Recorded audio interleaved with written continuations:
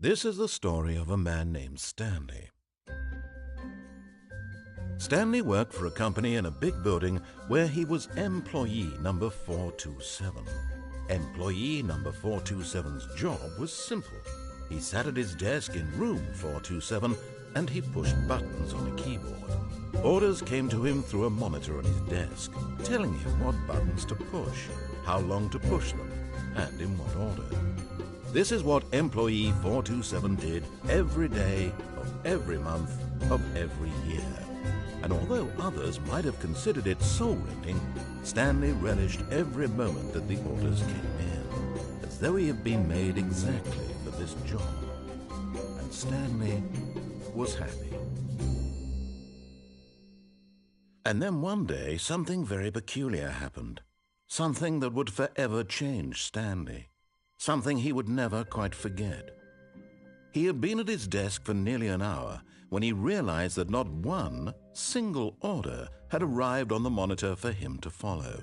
No one had showed up to give him instructions, call a meeting, or even say hi.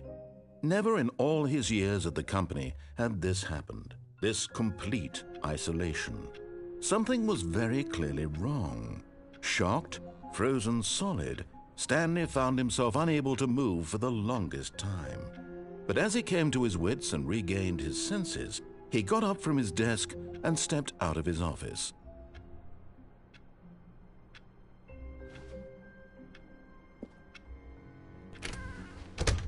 But Stanley simply couldn't handle the pressure. What if he had to make a decision? What if a crucial outcome fell under his responsibility? He had never been trained for that. No. This couldn't go any way except badly. The thing to do now, Stanley thought to himself, is to wait. Nothing will hurt me. Nothing will break me. In here I can be happy forever. I will be happy. Stanley waited. Hours passed, then days. Had years gone by? He no longer had the ability to tell.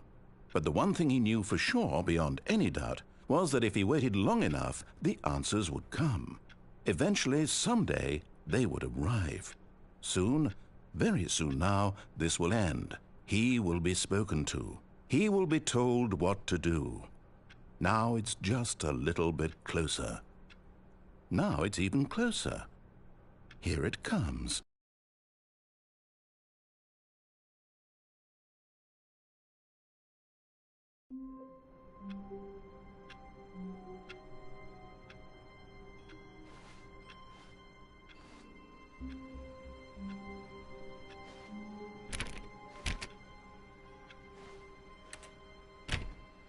All of his co-workers were gone. What could it mean? Stanley decided to go to the meeting room. Perhaps he had simply missed a memo.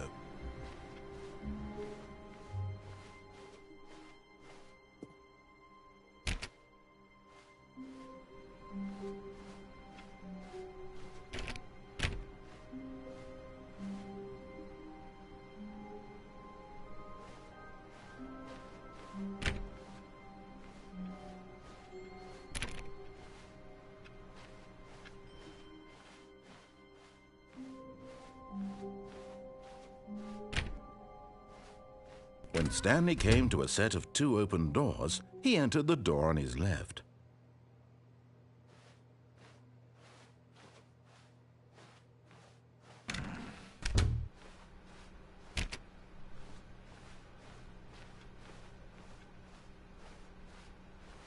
Yet there was not a single person here either.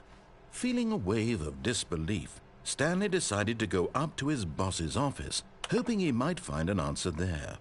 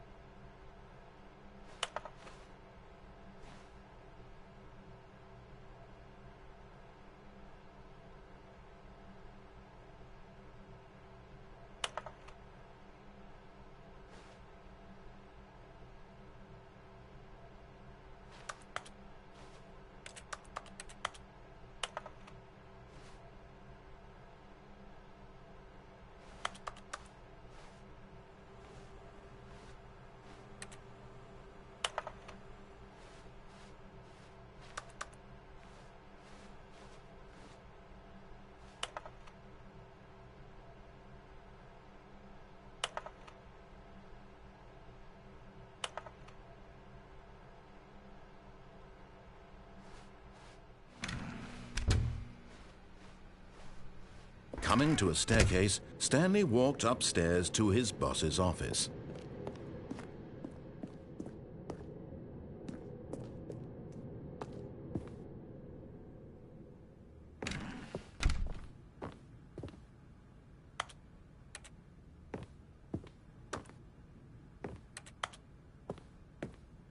Stepping into his manager's office, Stanley was once again stunned to discover not an indication of any human life. Shocked, unraveled, Stanley wondered in disbelief who orchestrated this. What dark secret was being held from him? What he could not have known was that the keypad behind the boss's desk guarded the terrible truth that his boss had been keeping from him. And so the boss had assigned it an extra secret PIN number, 2845. But of course, Stanley couldn't possibly have known this.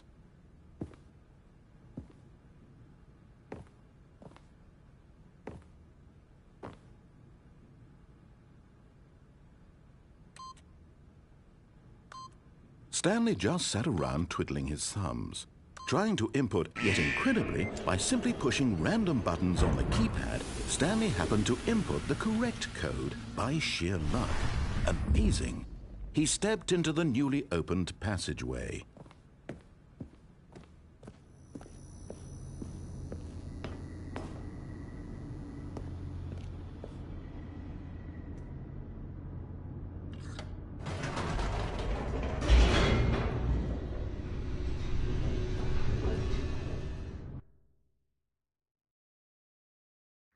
Descending deeper into the building, Stanley realized he felt a bit peculiar. It was a stirring of emotion in his chest, as though he felt more free to think for himself, to question the nature of his job. Why did he feel this now, when for years it had never occurred to him?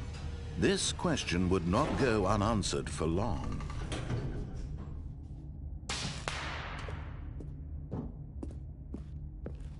Stanley walked straight ahead through the large door that read Mind Control Facility.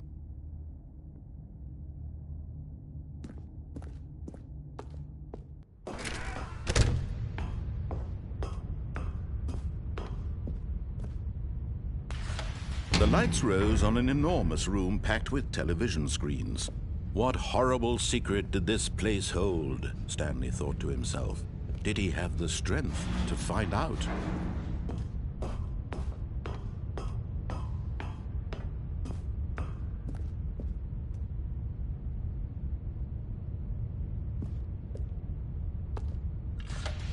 Now the monitors jumped to life, their true nature revealed. Each bore the number of an employee in the building, Stanley's co-workers. The lives of so many individuals reduced to images on a screen, and Stanley, one of them, eternally monitored in this place where freedom meant nothing.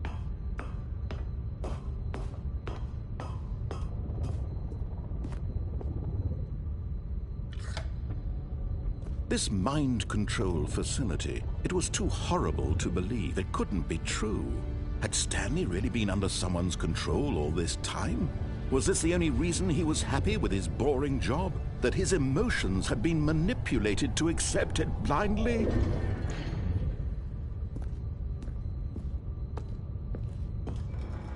No, he refused to believe it. He couldn't accept it. His own life in someone else's control? Never!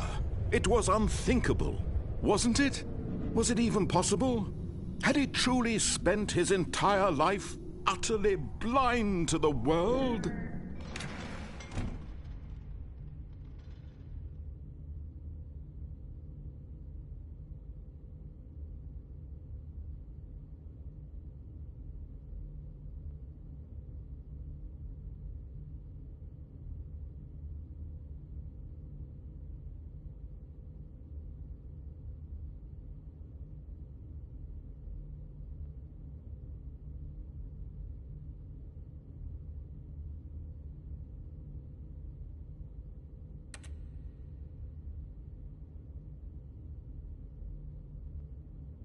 But here was the proof, the heart of the operation.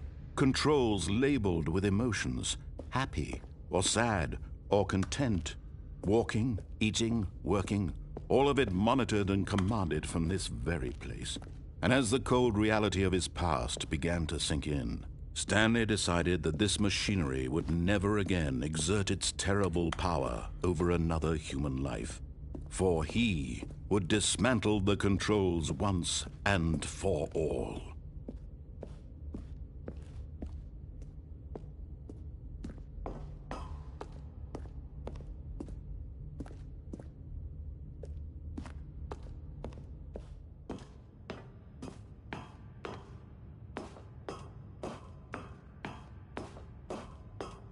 And when at last he found the source of the room's power,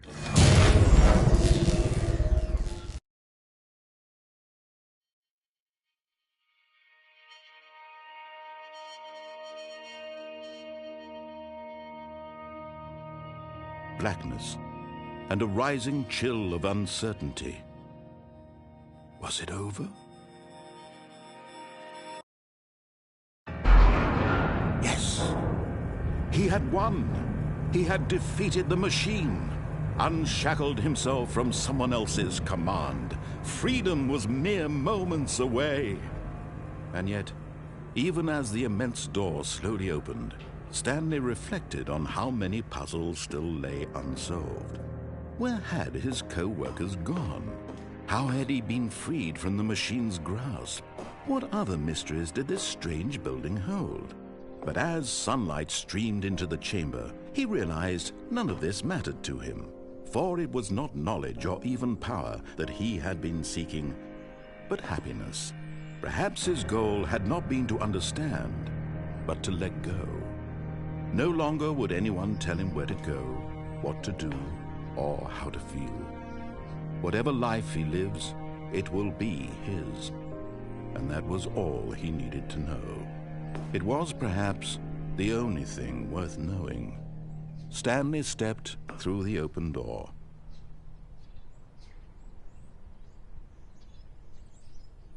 Stanley felt the cool breeze upon his skin, the feeling of liberation, the immense possibility of the new path before him.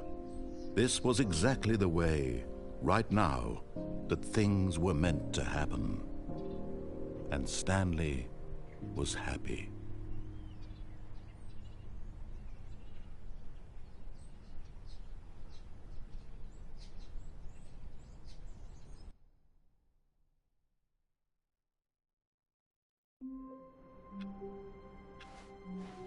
All of his co-workers were gone. What could it mean? Stanley decided to go to the meeting room. Perhaps he had simply missed a memo.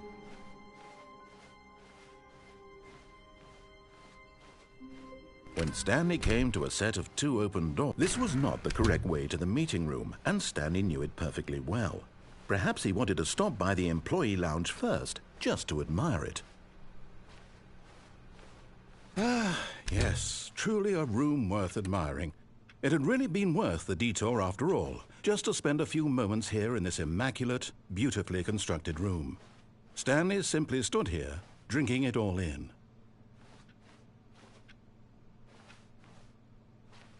But eager to get back to business, Stanley took the first open door on his left.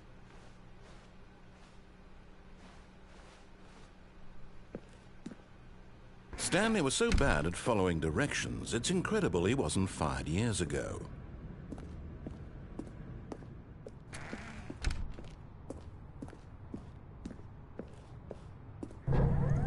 Look, Stanley, I think perhaps we've gotten off on the wrong foot here. I'm not your enemy, really, I'm not. I realize that investing your trust in someone else can be difficult, but the fact is that the story has been about nothing but you all this time. There's someone you've been neglecting, Stanley. Someone you've forgotten about. Please, stop trying to make every decision by yourself. Now, I'm not asking for me, I'm asking for her. This is it, Stanley.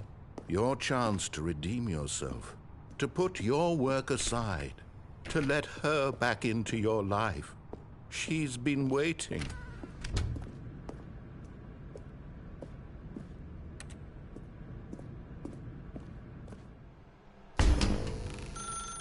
That's her, Stanley. You need to be the one to do this.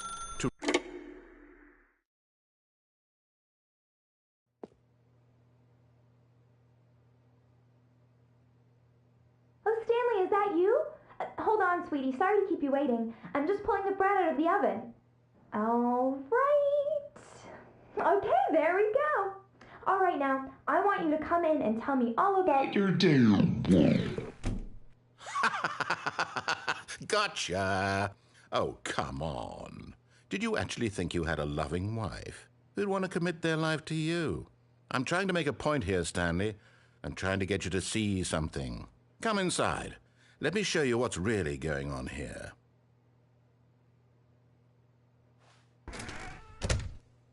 This is a very sad story about the death of a man named Stanley.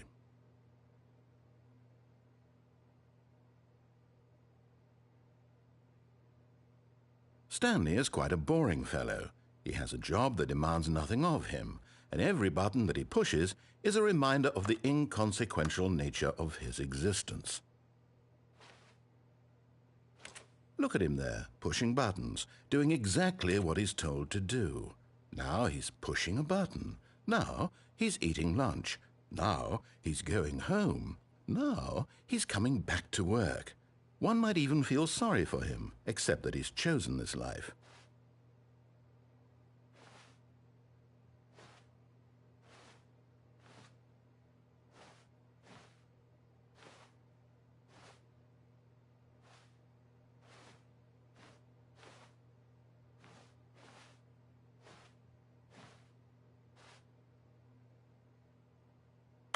But in his mind, in his mind he can go on fantastic adventures. From behind his desk, Stanley dreamed of wild expeditions into the unknown, fantastic discoveries of new lands. It was wonderful, and each day that he returned to work was a reminder that none of it would ever happen to him.